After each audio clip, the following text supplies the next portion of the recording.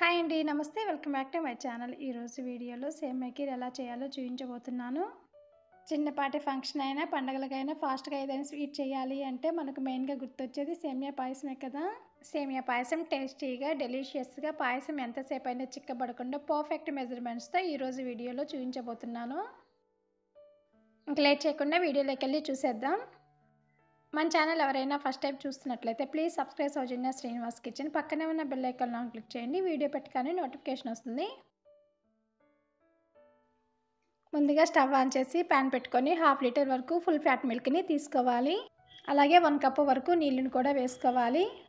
ఈ పాలు మరిగేలోగా సేమియాని ఫ్రై చేసుకుందాం. మరో ప్యాన్ తీసుకొని 1 టేబుల్ స్పూన్ వరకు నెయ్యి వేసుకోవాలి. నెయ్యి కరిగిన తర్వాత 1 కప్పు వరకు సేమియాని వేసుకొని ఫ్రై చేసుకోవాలి. సేమియాని లో ఫ్లేమ్లోనే ఫ్రై చేసుకోవాలి. లైట్ గోల్డెన్ కలర్ వచ్చే వరకు ఫ్రై చేసుకోవాలి.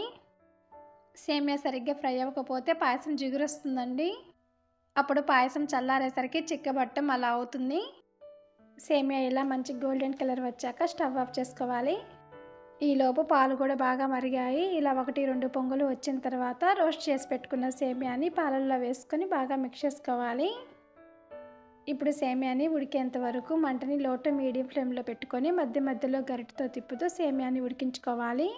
మనం సేమియాని మంచి గోల్డెన్ కలర్ వచ్చే వరకు ఫ్రై చేసుకున్నాం కాబట్టి సేమియా కొంచెం ఎక్కువసేపు ఉడికినా కానీ జిగురు అనేది రాదు.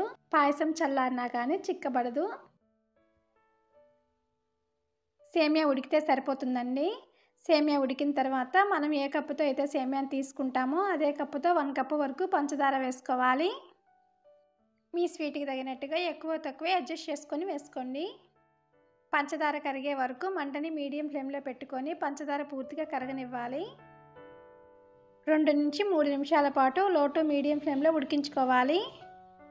3 నిమిషాల తర్వాత ఫ్రై చేసి పెట్టుకున్న డ్రై ఫ్రూట్స్ని వేసుకొని ఒకసారి బాగా కలుపుకోవాలి.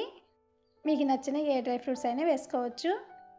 ఇక్కడ వీడియో క్లిప్లో చూపిస్తున్న విధంగా ఈ కన్సిస్టెన్సీ వస్తే సరిపోతుంది. సో నెక్స్ట్ ఇందులో 1/2 టీ స్పూన్ వరకు ఇలాచీ పౌడర్ వేసుకొని ఒకసారి బాగా మిక్స్ చేసుకోవాలి.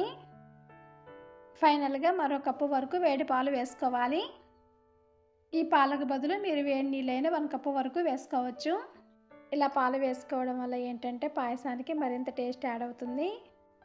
ఒకసారి అంతా బాగా మిక్స్ చేసుకొని సర్వ్ చేసుకుంటే సరే సూపర్ టేస్టీగా ఉండే సేమియా కీర్ రెడీ. మీరు ఒకసారి తప్పకుండా ట్రై చేసి ఎలా వచ్చిందో కామెంట్ సెక్షన్లో కామెంట్ చేసి చెప్పండి. ఈ వీడియో మీకు నచ్చినట్లయితే లైక్ చేయండి, షేర్ చేయండి, కామెంట్ చేయండి. మరిన్ని వీడియోస్ కోసం సౌజన్య శ్రీనివాస్ కిచెన్ని సబ్స్క్రైబ్ చేసుకోండి. Thank you for watching.